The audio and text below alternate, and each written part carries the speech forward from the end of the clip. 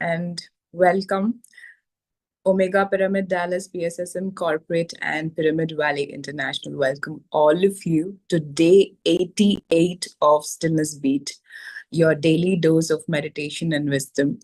Today being the weekend, a Sunday, we have the masterclass with Ivan, our friend. We all know him. So Ivan is from Croatia, an international meditation teacher and spiritual healer. Is with us to take us through the meditation and have a conversation. So let's welcome Ivan to Stillness Beat. Hi, Ivan. Good morning. Namaste. Good morning. So Ivan will start the session with 40 minutes meditation, and then we'll get into the conversation. Wonderful. Thank you. Good morning, dear friends. Let us all inhale several times with our palm on our heart so that we center and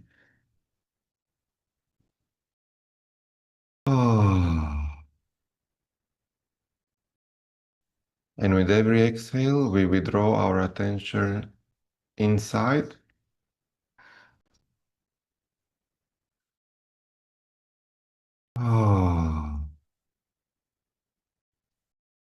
With every sound we make with exhale, our little brain resets.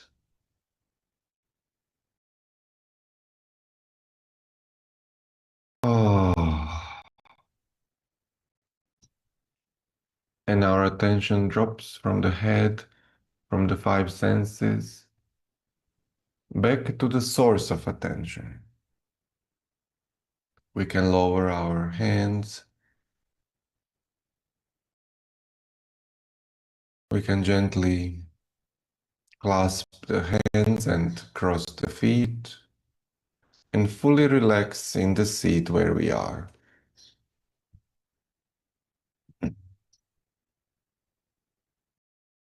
As our eyes close, our face relaxes, our jaw and muscles of biting relax. We can feel the jaw slowly separate so that there is space between the lower and upper teeth. Maybe your tongue is touching your palate.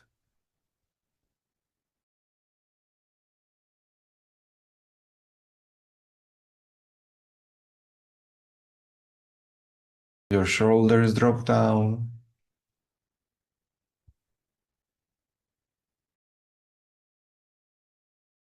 Your arms relax, your chest and your back.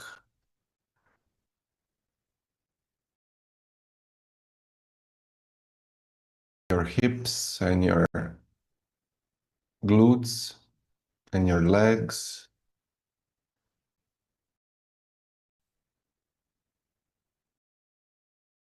And your feet. And you are aware of the chair or the surface below your body. You're aware of the floor underneath your feet.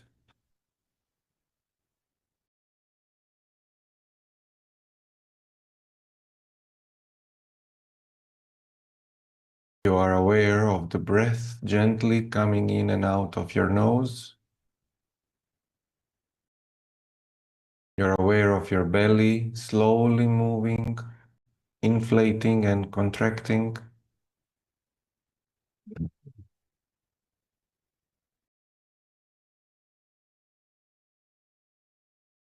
And most importantly, you're aware of yourself, who is aware of all of this.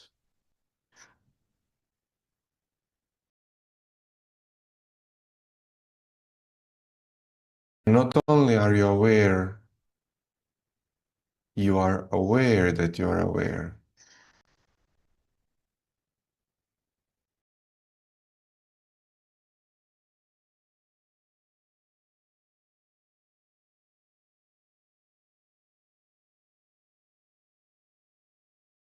And as we have learned, once you enter into the role of observer, your right brain hemisphere activates, the center of being and feeling, and your whole body begins to relax and reset.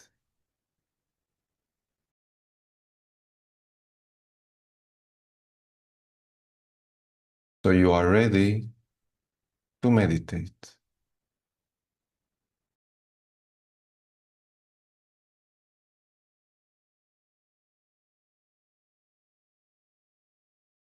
All that you do is observe the breath flowing up and down your nose.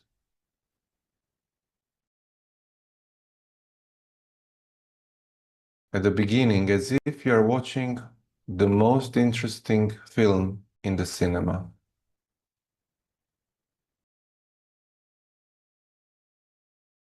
On the screen of your awareness, there is breath flowing up and down.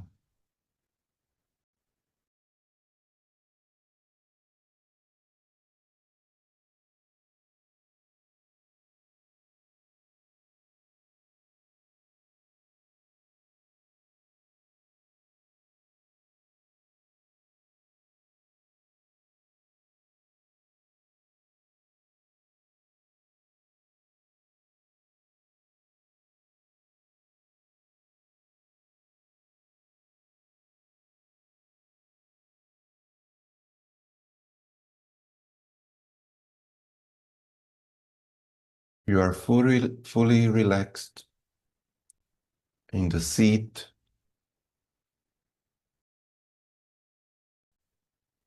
watching the natural and easy breath going up and down the nose, from the tip of the nose to the root between the eyebrows and back.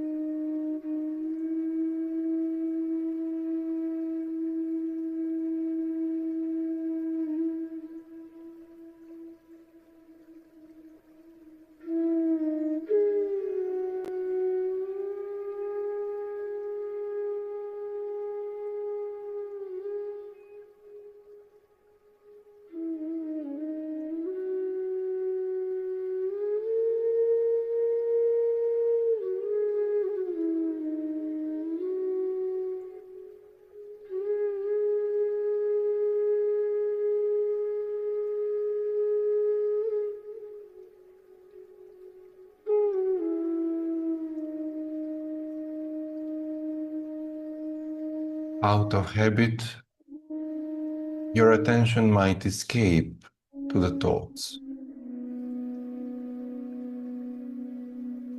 Gently guide it back to the screen of consciousness with the most interesting content, the breath flowing up and down the nose.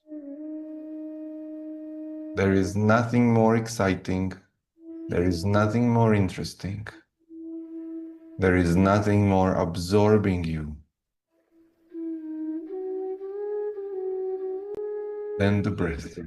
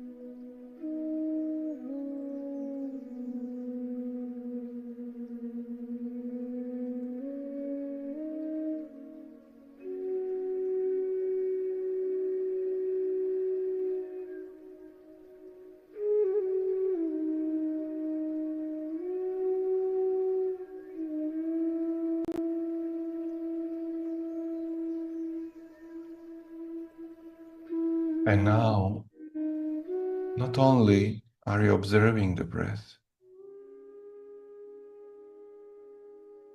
you are one with the breath. You flow up and down the nose with the breath.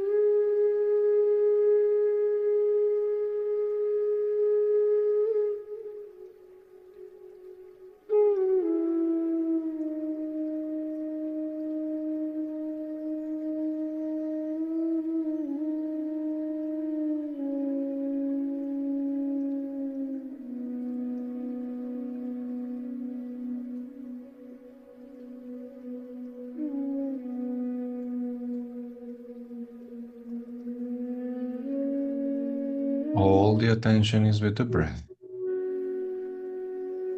flowing with the breath.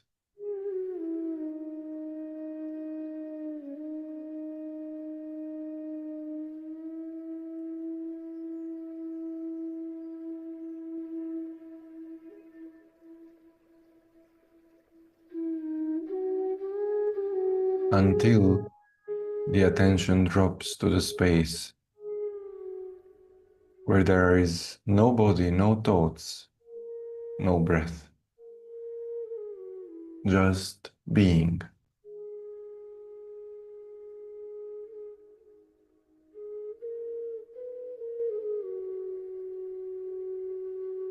Breath is a vehicle, not the destination.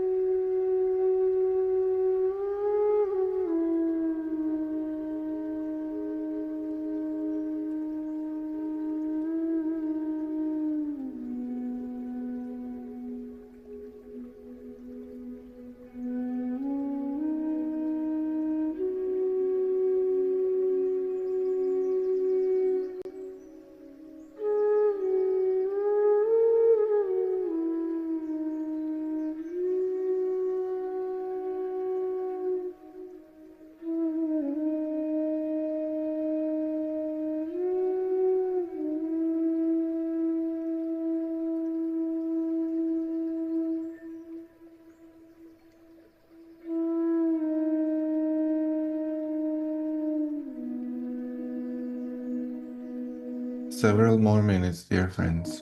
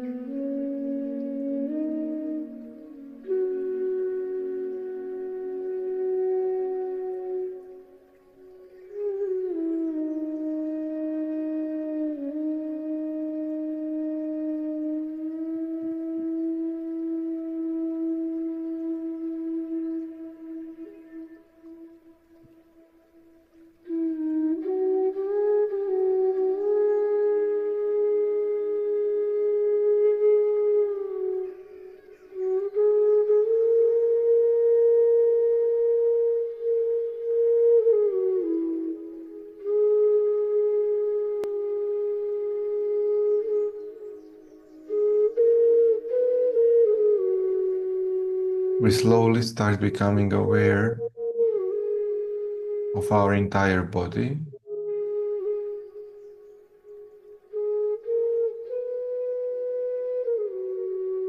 And slowly start moving your attention from the toes on your feet, scanning your body slowly up the legs, the knees, the hips,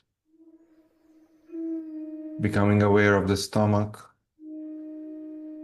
and the back and the chest, and the head,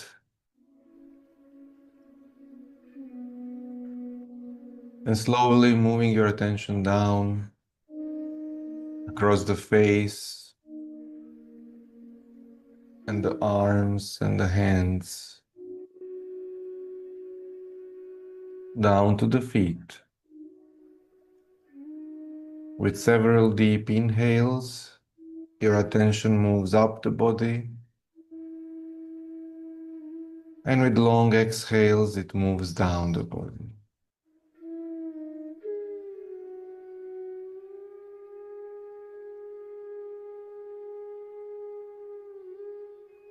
Your awareness expands to the 5 senses. You hear other sounds, smell,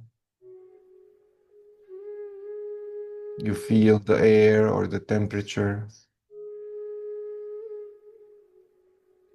and you become aware of your eyes. So gently put the center of your palms over your eyes with fingers on your forehead, and allow this gentle dark space and the energy from the palms soothe your eyes, and slowly you open your eyes and you can remove your hands.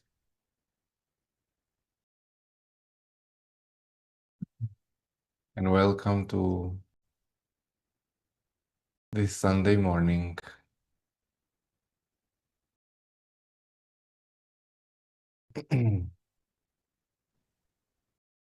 Wonderful. Thank you. Thank you so much for taking us through that meditation, Ivan. It was really very deep and peaceful. Thank you so much. Pleasure.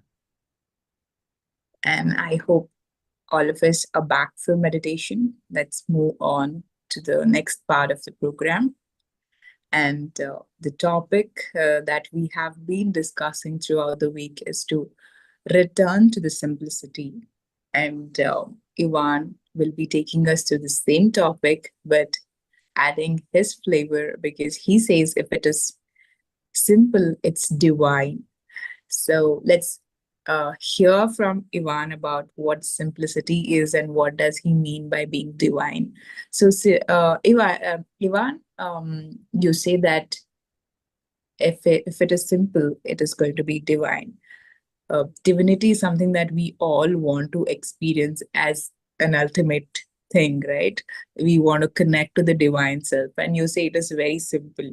So, what are the qualities or things that are keeping us away from this connecting to the divine self or being divine?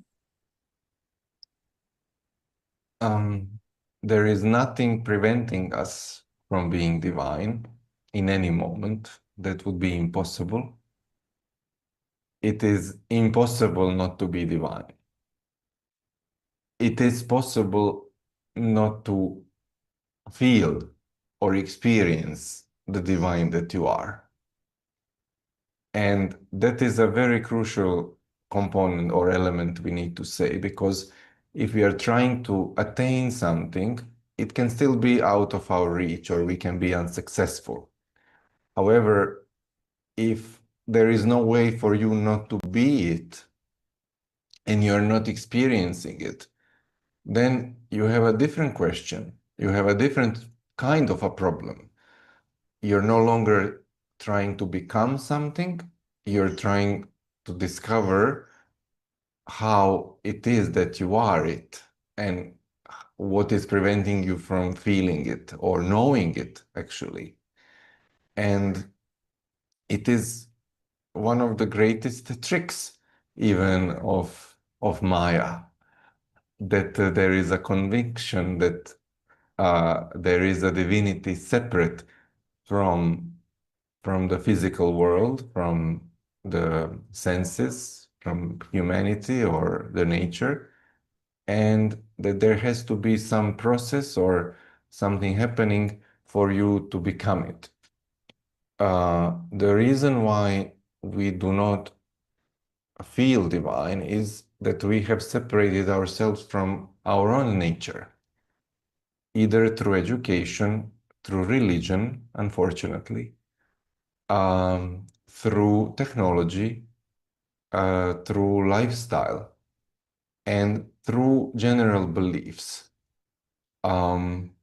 We can see this evident everywhere. I have literally traveled the whole planet except Australia and South America. And everywhere I see the same. There is a great reverence for the divine. There is a great need and yearning. And that there is the idea that it is something that is not yet. So everybody is everywhere struggling the same.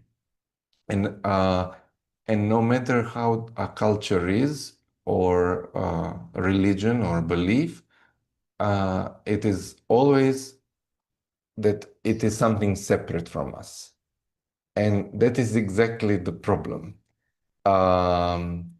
However, as many teachers of Advaita especially have said, you cannot stop the seeking like intentionally. As long as the seeking wants to be there, it will be there. So don't even bother stopping your yearning, your seeking for something that you already are, because if you're trying to stop it, you're again going against your nature. So what I see as the greatest, let's say, obstacle to perceiving the divinity that you already are, and there is nothing you need to do, is to stop thinking that it is something different than everything what you already perceive. So what I tell our friends and masters in Europe or when I have classes is just for a moment look at the space where you're sitting.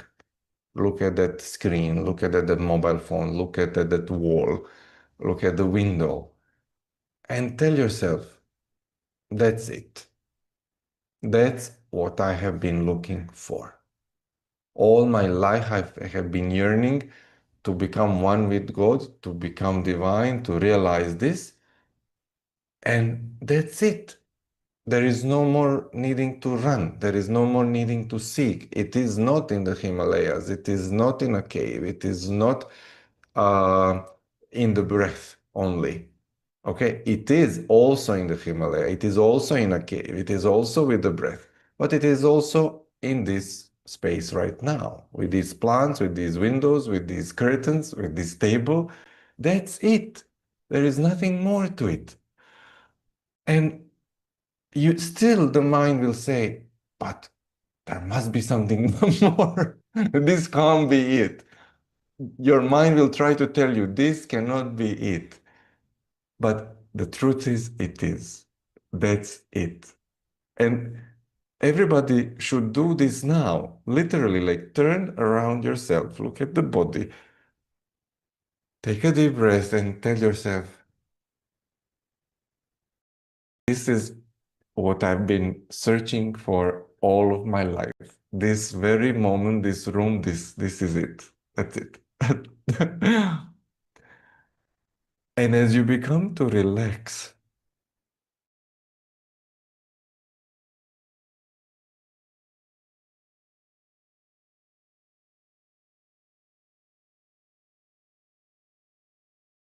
the belief that this is not it, and I still need to do something to achieve it. It is the belief itself preventing us from living it right now. Does it make sense? Very much. So when you say the belief itself is stopping us from experiencing this divine self, uh, when something is really making things very hard, how can one overcome that belief and get to the simplicity and connect to the divine self? Because the mental noise is really very loud, right? Yes. As the great Albert Einstein, he said, any fool can make things complicated. It takes a genius to do quite the opposite. And it is the genius that created the universe. So the genius that created the universe, the intelligence, the supreme intelligence, has done it so simply, and it has used only one single component, itself. There is nothing that it used outside of itself to create the world.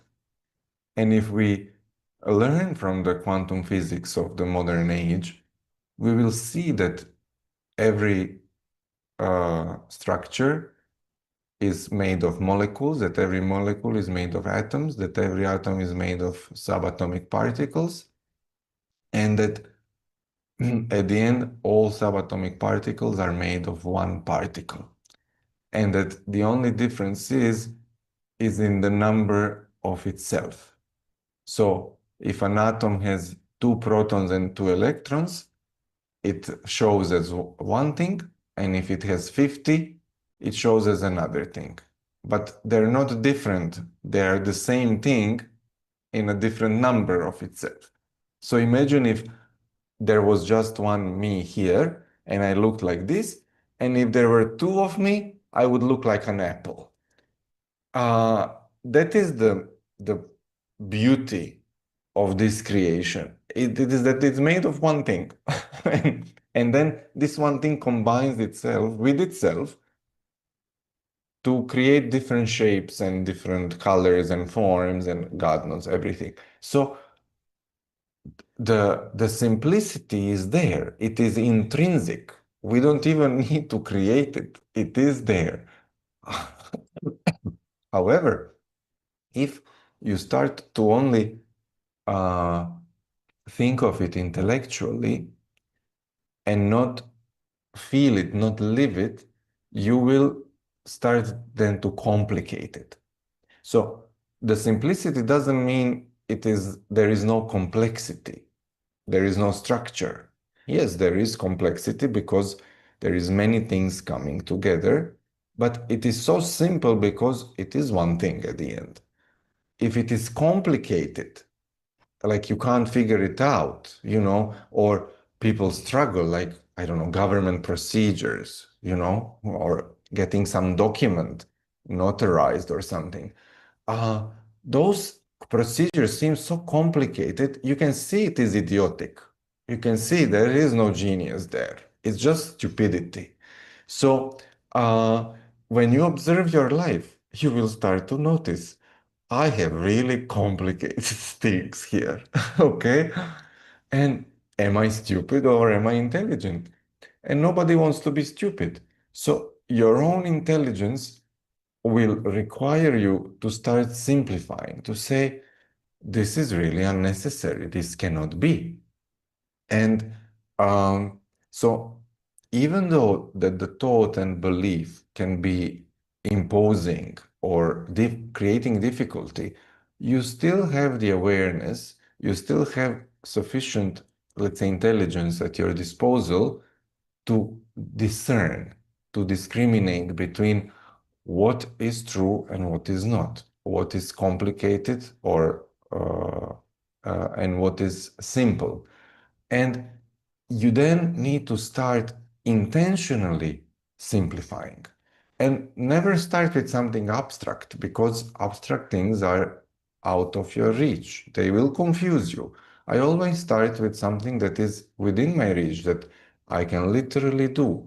So, is it the amount of clothes? Is it the way you eat? Is it the way you have things in your house? You need to start simplifying something practical in order for the simplicity of the abstract world, which is your emotional and mental and spiritual, for it to simplify.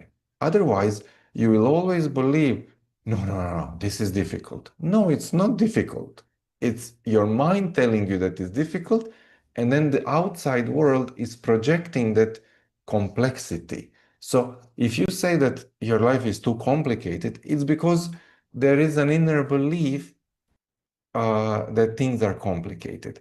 And because sometimes it's difficult to change the belief because belief is abstract, you can change first the outside world, it will change the inner, because the mind and the body are one thing. We call them the body-mind complex, yes, the body-mind system. So the body is the crude, tangible part of the mind, and let's say the thoughts are the soft part of the mind, like the hardware and the software. So the outside world is the projection or expression of how your mind is. So if your life is looking complex, it's just because the mind is making things complicated. So I say, find where you can work. Sometimes you can work with an emotion. Emotion will then change the body, will then change the thoughts. Sometimes you can work with a belief and say, oh, I have discovered, I believe that things are difficult, or I believe that I cannot, I believe that people are corrupt, I believe whatever. And then you say, but I don't need to believe this. And then you can decide what I would like to believe instead. And this is how New Age usually tells you, like you need to change your belief and change the affirmations that you're speaking, change the words that you're speaking, and then the life will change, which is true. But sometimes it is easier simply to change the outside, and then the inside will change, because there is no difference. There is no outside and inside. It is all divine. It does not matter at which level you're working. But if you believe that the world is not divine, you will never even bother with it, because it's like, no, divine is something abstract. No, divine is nothing abstract. Divine is the computer. Divine is your house. Divine is the way it is cleaned. If you see there is too many things, take them and burn them. And you will see that you have burned some accumulation within you. It is so simple. Okay, then can you give us some simple hacks to get to that divinity easily? My hack was to first develop intimacy and make it look like it is a living person. Make it look like it is a human being. Because to a human being, I can easily relate, unlike to a cow or a star, or the ocean. Now, of course, I easily relate to all of this. But when I was starting, I could not believe that cow is God, okay? Or even if I would believe, I would not be able to talk to it. So, to me, it was helpful to use my master, spiritual master, as a representation of divinity. Even though he said, the only healthy attachment you should ever have is the attachment to God, or temporarily to a spiritual master, because spiritual master will assure that that attachment does not continue endlessly.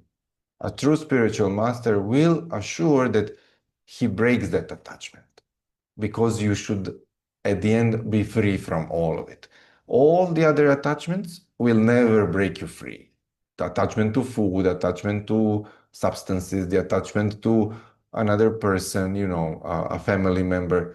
Usually those nobody is ever gonna work to detach from you, only to cling more. But a true spiritual master, or the divinity, let's say the divine itself as the source, wants only freedom for you. So this was my hack. I was developing trust, because for you to surrender, for you to be able to see God in everything, first you need to feel safe and trusting. So, but you cannot feel safe and trusting with a stranger. It has to be something very familiar, something close to you. So I chose to make my spiritual teacher my best friend, father, mother, brother, sister, lover, everything, my everything. Just like Tvameva Mata Chapitan Tvameva. Okay? If you know the mantra, it means you are my you are my best friend, you are my closest kin, you are my wisdom, you are my treasure, you are my everything. So in that way, and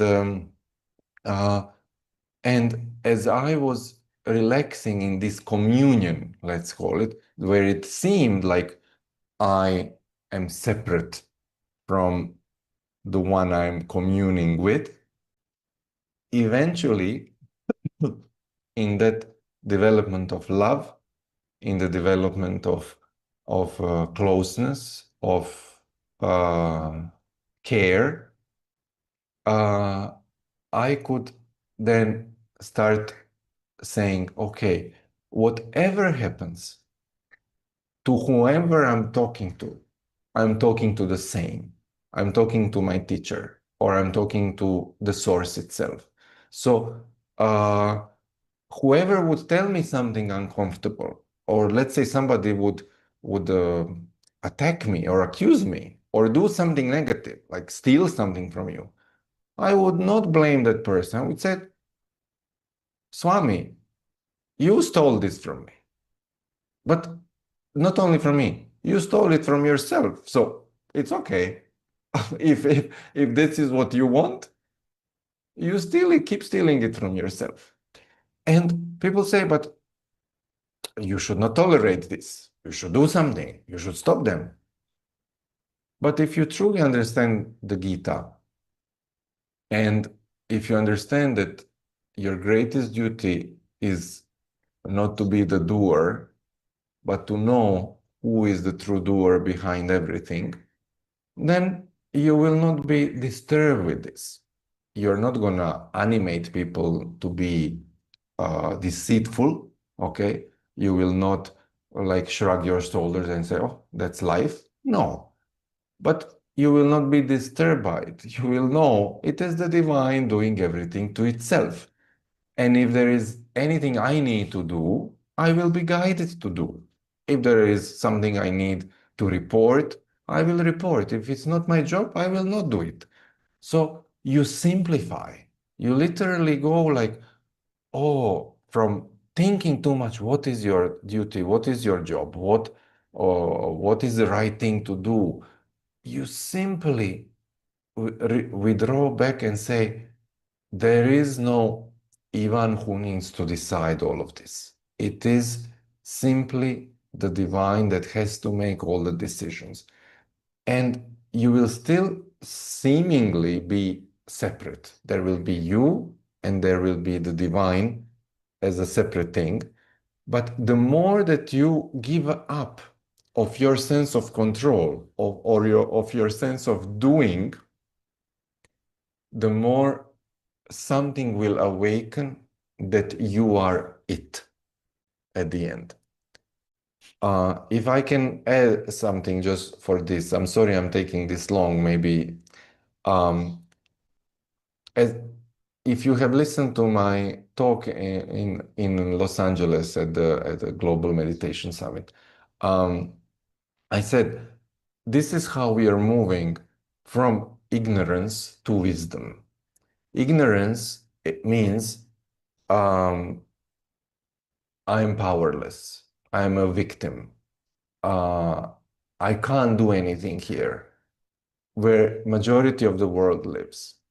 And we can't take them to oneness with God from that victim, because they see God as something vicious, as revengeful, or as punishable, that you are punished continuously for something you have done wrong.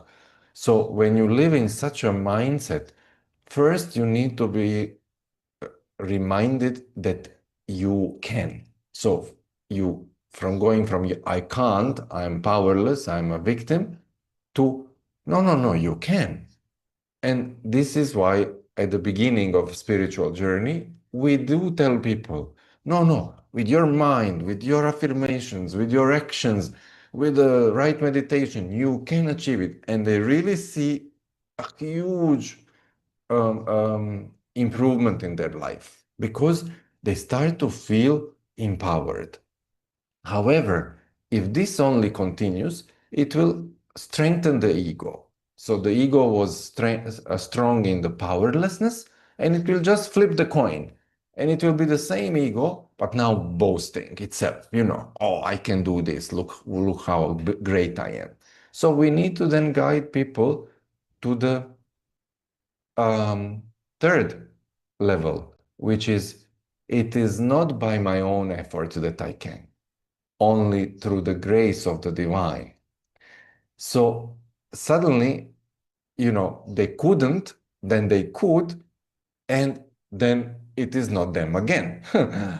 However, there is already great power here, and there is humility, and there is surrender, and there is kindness. But humbleness is the key here. And as they surrender everything, knowing it is not by my own merit, by my own effort, it is all through the grace of the divine, eventually they go to the self-realization, which is all along, it was only me who could and couldn't and who does all of this. It is only me. But this last one does not come from mental understanding. There is nothing there to understand. It is outside of the perceivable world. And I find a nice inspiration in the action of Mother Teresa of Kolkata when she received the Nobel Prize for Peace in Norway. She was accompanied by sisters of her order. And when they left the function and were going back to India at the airport, the sisters in one moment could not find Mother Teresa. They were like looking around the airport where she is.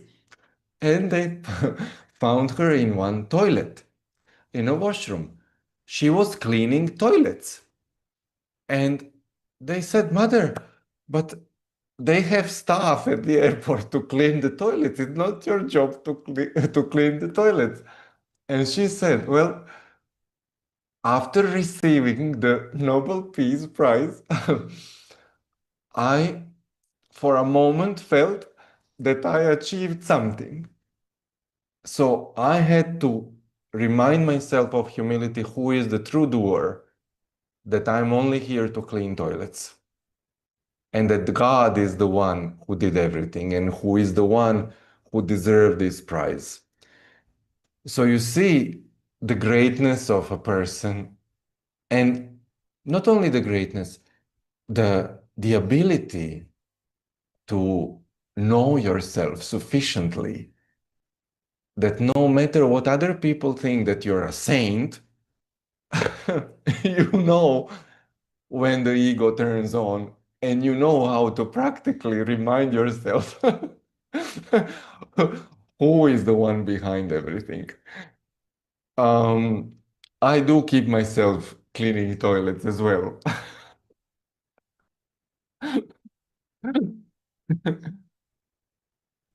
Okay.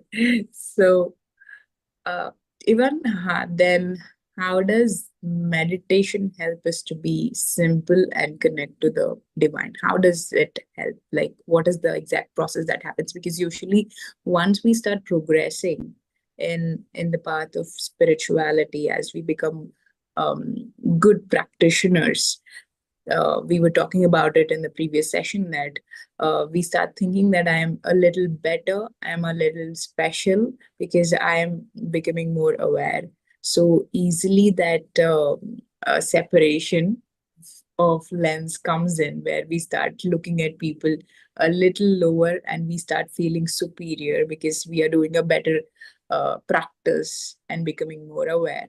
So how do we check this being special feeling that comes in very quietly without our own awareness? In my life, I have noticed that life has beautiful ways to keep you in check, and that it will create pain and slap you whenever you are out of line with your greatest, let's say, nature or most focused way of living. And I honestly don't need to keep myself much in check. Life does it so perfectly, and probably because I have allowed it. I have set the divine to treat me as a child, and to not count on my own intelligence to stop me if I'm in the wrong path, let's say. I really wanted to simplify it because everything else felt too complex. The mind would always find a way to trick. So I was struggling, and I saw that this allowing, this surrender to the divine source was the perfect working. That and actually that's how life works. From the origin, that's how it works. You see, when you burn yourself on the hot stove, you don't need to be lectured by anybody. You know not to do that. So life is already perfectly simply designed to show you what is for you, what is not for you, what is to be done, what is not to be done. You don't need to remind yourself. You just perceive your body, perceive your states, and it will keep telling you. At least it does to me, just like with the hot stove. Sometimes it's easier to learn from others. So not always do we need to burn our hand. There will be a kind person, there will be a good friend who will remind you. And best friend will tell you things that are unpleasant. Your partner certainly will. So that's a great way to avoid being burnt. So, Ivan, we have a question on the chat. Can we take that? And friends, we are open to take the questions. If you have any questions, please put it on the chat. You can raise your hand and utilize this time to interact with Ivan. So the question is, what is right meditation and how to achieve the right meditation? I'm little reluctant to be, responding to what is right meditation. Jesus said some simple words 2000 years ago, and people still manage to complicate it and make a tremendous complicated religion out of it. He said, when they asked him, Master, there are thousands of rules. There is God's commandments. There is so much to follow. Like, what should we focus on? And he said, forget everything. Just love the divine more than you can love yourself, and love any person close to you, physically close in that moment, not like your family. Love anybody who is in that moment close to you as you would love yourself. That's it. Love the divine more than you love yourself, and love whoever is close to you as you would love yourself. Out of those two simple sentences, they have made a huge complicated thing with rules and regulations and ceremonies and procedures, and God knows what you need to do in order to live a good life. Nonsense. So things are simple. The right meditation, if we want it, I don't know if I can say what is right meditation. All we are giving is a pointing or a guideline, because the meditation at the end is absence of thinking, absence of wanting. It is just something is being, but it is not thinking about its own being either. There is no perception of the body, there is no perception of the senses. There is an enormous expansion, endlessness, sort of, that cannot be measured. And it just is, and it feels blissful. As in Vedanta, they say Sat Chitananda. Yes. So there is awareness and there is bliss. And that is truthful. Yes, true. So we could say that that is meditation. Satchitananda is the only meditation. We can then say, oh, what would be maybe the easiest vehicle or path to reach the level of meditation. Yes, then we can say, if, as we were taught by Gautama Buddha, and reminded by Osho, reminded by Patriji and his teachings, cross the fingers, cross the legs, close your eyes, and observe the breath in the nose. But that cannot be end in itself. Observing the breath in the nose is not the point. Observing the breath in the nose is solely for the attention to move from the mental field and emotional field into something neutral. And because the breath is with us since the beginning of life, it is the safest thing we have. So when we observe the breath, our whole body feels safe because we are alive. Everything is okay as long as we breathe. So that will calm the system.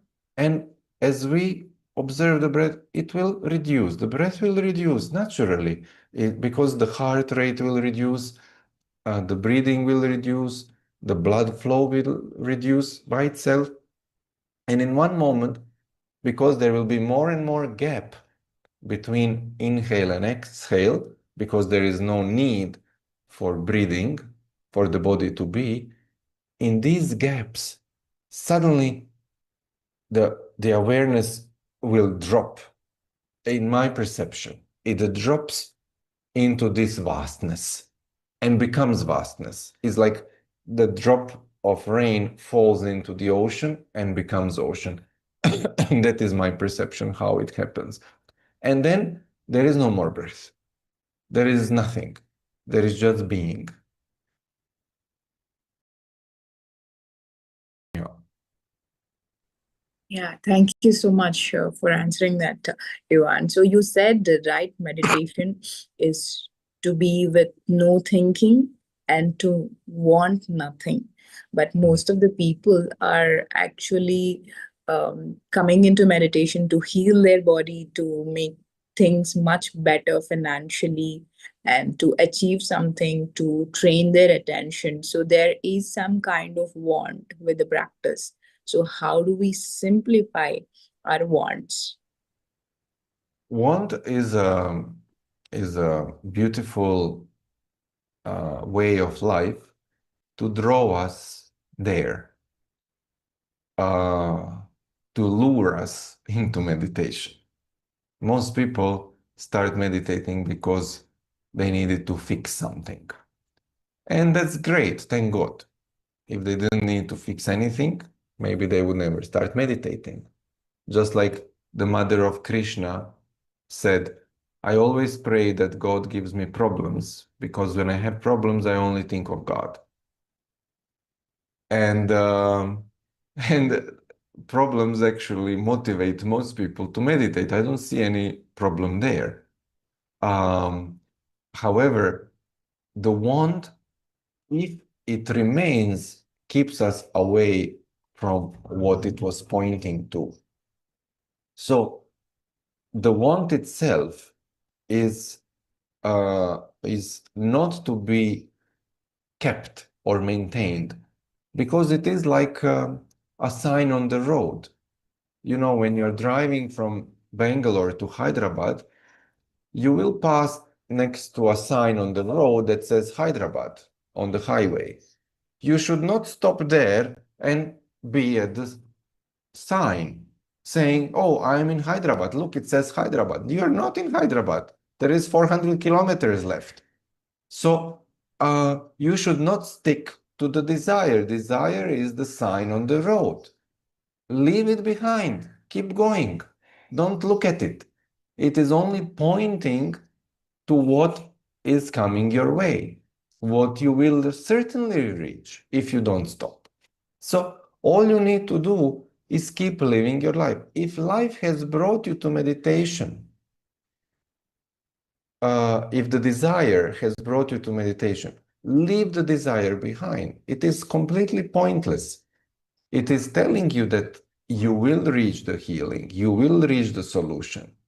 but the desire should not remain, because you will get stuck at the sign and you will not go anywhere. And then you will say, but you see, I want this. It says Hyderabad. Why do I not perceive? Why do I not feel? Because you have stopped at the desire level. Yeah. Yeah, that's a really very beautiful way of putting it, Ivan, because most of us are stuck at the desired level, and we need to keep moving on, not getting attached to the divine, and keep just meditating and practicing. That's so beautiful. So, friends, if you have any questions, please ask Ivan. It will be beautiful to conversate. You can raise your hands.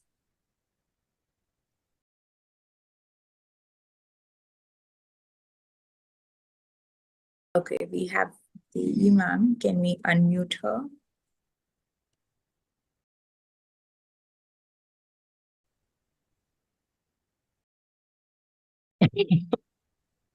Can you hear me? Yes, sir. Please go ahead. Hi, Mr. Ivan. Thank you Hello. for your session. Yeah. So this week we talked about eating less, talking less, thinking less, and living simple life without cars, without big houses. So these are all materialistic things we were been talking. So that is a simplicity. That is the beginning of the divinity. Right? That simplicity is not the divinity. You are telling simplicity is divinity. So that simplicity is the starting step, basic step of divinity. If you want to be spiritual, we have to start with that simple life.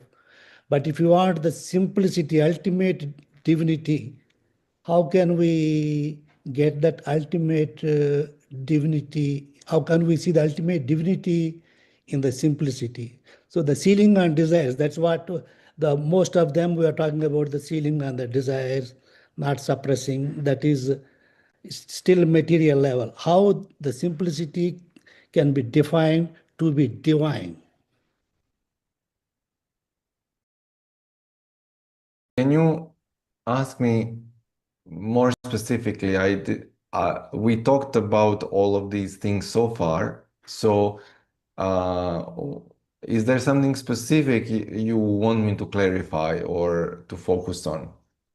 I feel I have responded this before, but maybe not. So maybe I'm not understanding what you truly want to know. No, there may be the higher thing may be something more than this. That's what I was thinking. So simply by doing all these cutting desires, reducing desires, living a simple materialistic life in the materialistic level, that will be divinity. It will certainly be divinity, because the material life is not separate from the divinity itself. Divinity is material. There is no two. There is no this world and the other world. This is the greatest lie we are living. This is how I started actually my talk today, is that there is a trick in the Maya that convinces you that this world is not, and that there is something else that is divine, which is not true. As if you have ever read the my God, what is called? There is a Gita by Dashara saint. Now I forgot the name. I have it here, and it's a poem, an epic about non-duality, and he says, both the manifest and the non-manifest is Shiva itself. Anything that can be perceived by the senses and anything that is beyond the senses is one and the same. There is no two. There is no material world and the spiritual world. It is just the way we perceive it, but there is no difference in it in reality. So what we are invited here to do is to stop living this separation and to start accepting that anything that we can perceive is the divine, and anything that we cannot perceive is the divine as well. Anything that is in the mind is the divine. Anything that is in the emotions is the divine. The perceiver of them is the divine. This Gita says, you are the supreme subject and the ultimate object of meditation. So you are the one meditating, and you are the one upon which you are meditating. And you are the act of meditation itself. So it is crucial for our spiritual enlightenment in this era, in the 21st century, is that we all move from judging, actually, that there is a world that is not divine, that there is something that could be non-divine, and that there is something else which is. We are literally simply applying what we have known for thousands of years. And in the Gita itself, in the Bhagavad Gita, of course, itself, Krishna explains that the true knower, yes, the true knower is the one who does not make differentiation. He sees God in everything. So it is very simple. We don't need to complicate it. We just need to take it for granted. When we hear these words, see God in everything, it literally means see Him in the rock, in the dog, in the cat, in the floor, in the chair, in the TV, in the mobile phone, in the screen, in the sun, in the clouds, in everything. Yes, at the beginning it will seem that there is still you observing all of that.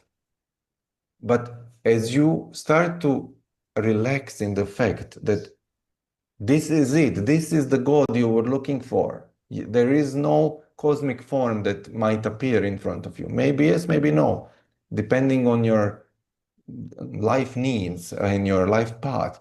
But simplicity of the outer life is simplicity of the divine already. That does not mean that we need to live a poor life. It does not mean that it should be life devoid of beauty.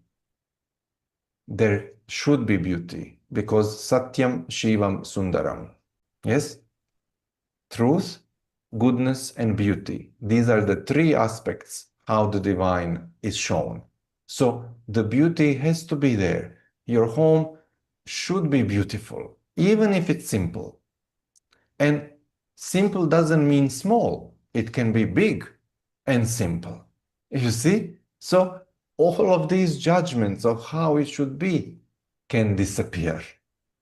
And if it is complicated, don't worry about it. Life will teach you that complicated drains your energy, because things depend on consciousness. For example, have you ever gone to a museum, let's say of antiquities, or Egyptian museum, any museum? I generally cannot stand more than 2 hours in a museum, because I get completely drained. Why?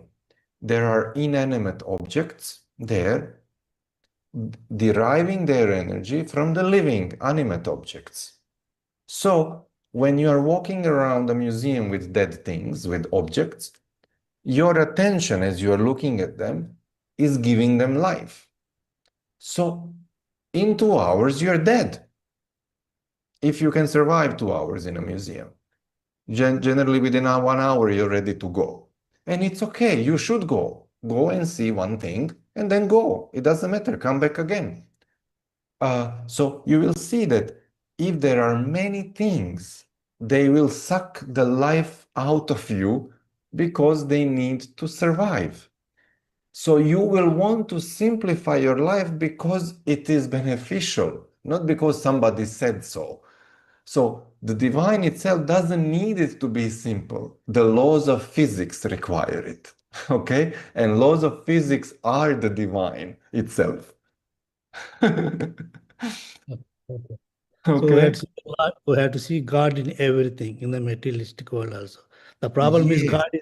God is hiding inside. That is the thing. Intrinsic. That's what you are telling. That is the problem. That's why the God is there in the world. Mentally, we know is intrinsic. So we are finding that one. And you know, these words were written when most people were uneducated. So we can now, because we know more, we understand more, our minds are a little different than thousands of years ago.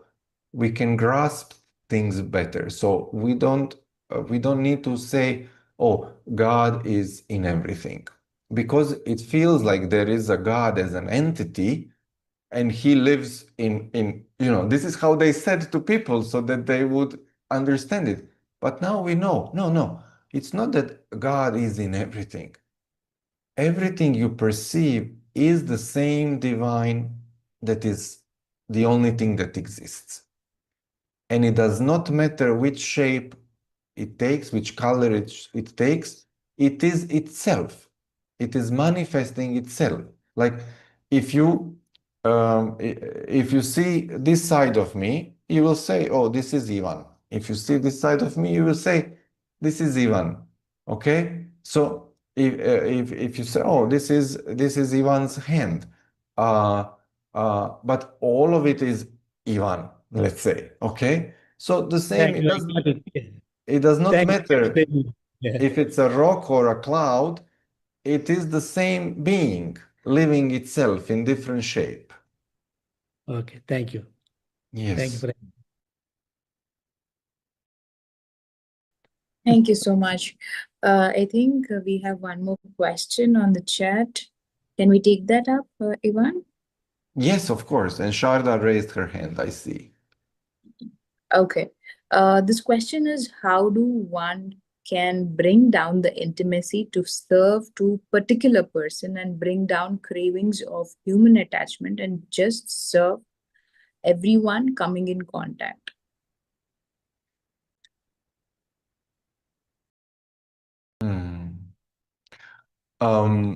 I don't have the context in which this is asked.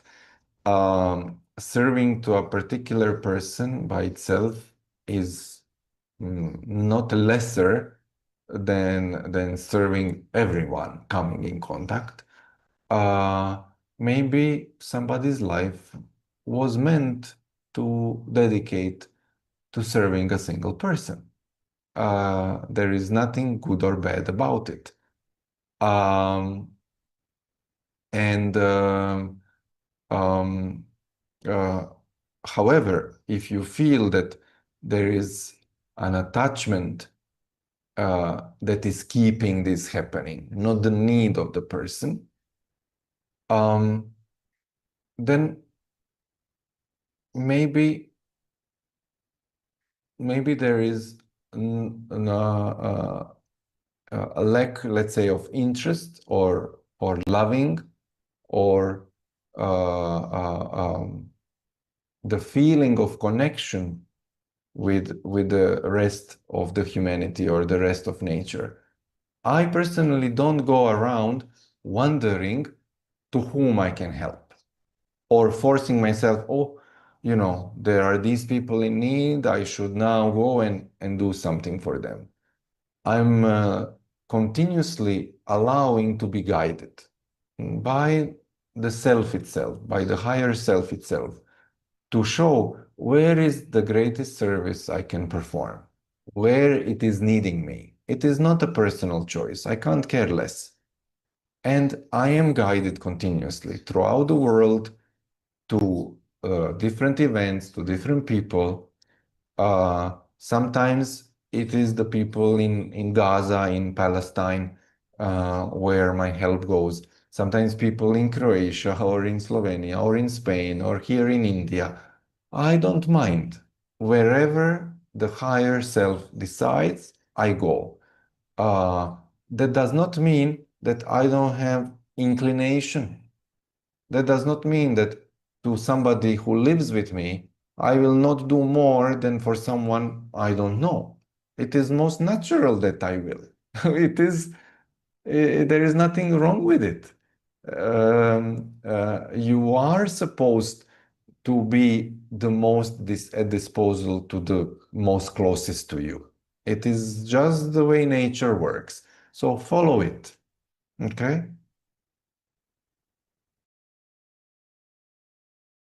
Yeah, beautiful. We have a hand raised by Sharada Katti ma'am. Let's unmute her. Good evening, Ivan and everybody. Namaste. The question in one point you mentioned about how to achieve the right meditation. That's why I raised the question. And the reason I'm asking you a question is previously I was always thinking like, oh my God, everyone has a lots of experience. They have this. Why I'm not able to do it? Why? But now I am trying my best to relax my body and observe my breath. I'm practicing that without any expectation. In a meditation, I do not expect, like before, I do not expect, okay, I need to relax. I have to achieve. My mind should be very clear and sharp. No, I don't expect anything, but even I'm trying my best to relax my body and do the meditation. But my blood pressure is not getting improved, though it is improved a little bit, but even though, so I don't know where I'm missing the point to understand it while in a meditation. How Which do you know point that that your I could, meditation has not improved? sorry, How do you know that your meditation has not improved? because I believe like my blood pressure, that is, I think that might be the expectation of my from the meditation. Okay, because I thought like after meditation my blood pressure should be normal, but still I have a blood pressure issue. That is the main point. Mm. And where in which point I'm missing to understand that. Okay. So you are concluding that if your blood pressure would reduce, it would mean that you are meditating well. Yes, Yes. correct. My meditation is correct. That is the point. That's why I raised the question. You mentioned about to achieve the right meditation. That's why I'm thinking my meditation is not correct. I would not hold that belief. I would not impose any result in this world to meditation.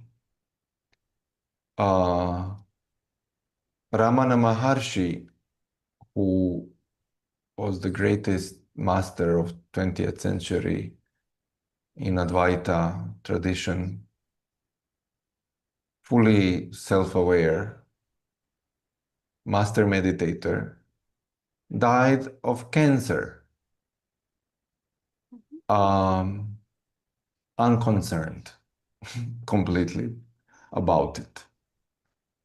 And imagine if he said, oh, I must be doing something wrong,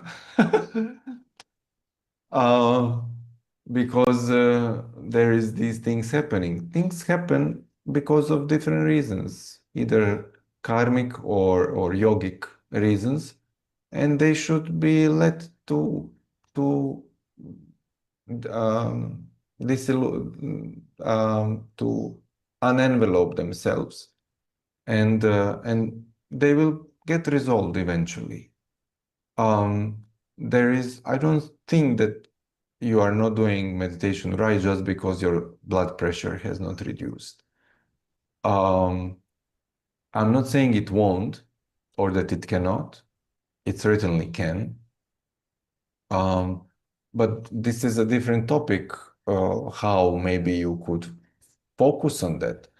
But when you know I'm meditating for the bliss of myself, that bliss will reduce your blood pressure for sure, because there will be no tension left.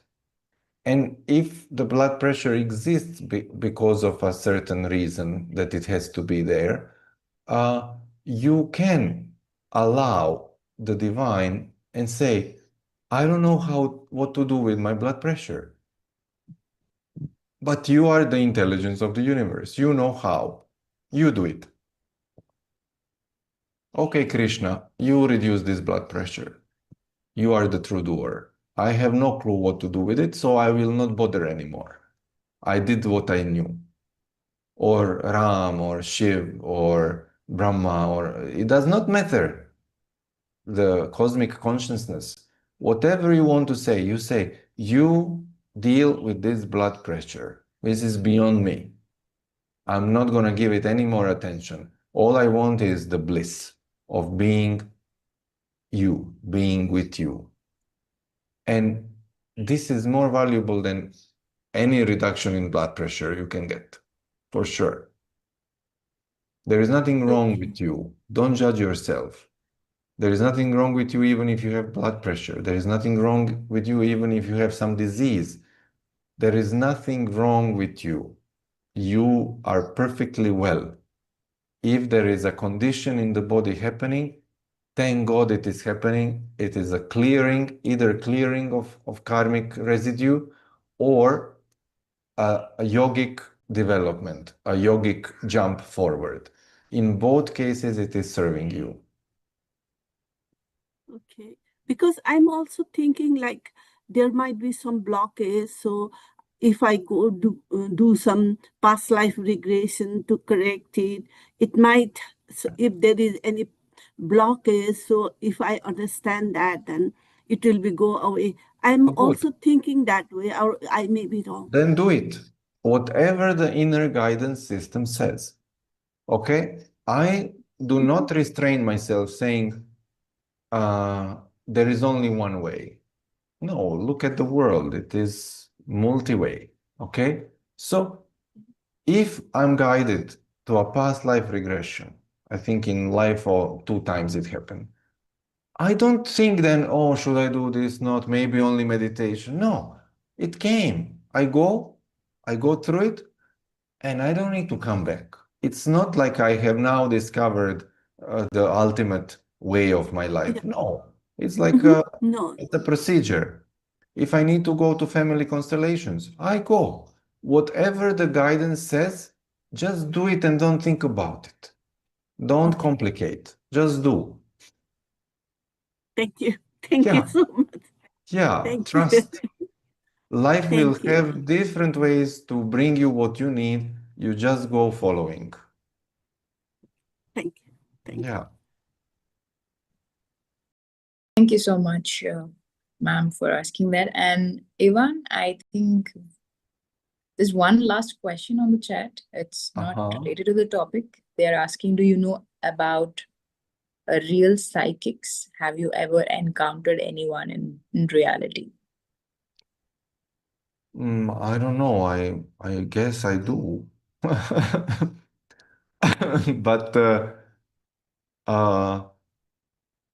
I don't know if I know real psychics.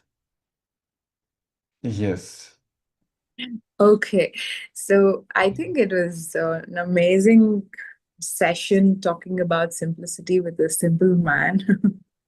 And as you said, simplicity is not just about connecting or overcoming our belief systems. It is outside and inside and everywhere. It is the lens that we look at life, where everybody are equal. And today you took us to that experience, Ivan. Thank you so much for taking us through this experience and sharing the wisdom. It was really amazing talking to you. Great pleasure. Thank you. Thank you so much. And friends, thank you so much for being today with us. Let's continue the meditation tomorrow. Have a great weekend ahead and a beautiful day. See you all tomorrow at the same time to meditate. Thank you. Bye-bye.